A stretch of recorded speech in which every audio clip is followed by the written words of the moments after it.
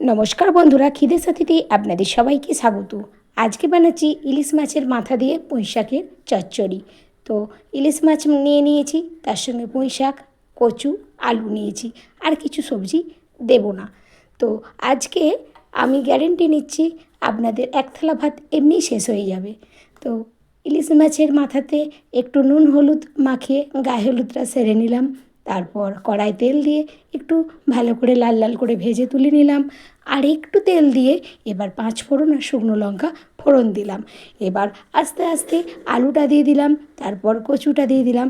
একটু হালকা করে ভাজা ভাজা করব।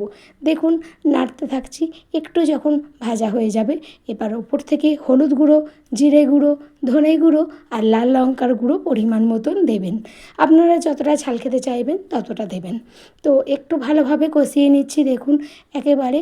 তারপর ওপর থেকে একটু আদা বাটা দিলাম।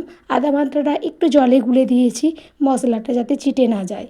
তারপর পুঁই শাকটা দিয়ে দিলাম। পুঁই শাকটা আবারও একটু ভালো করে নাড়ানাড়া করে নিলাম।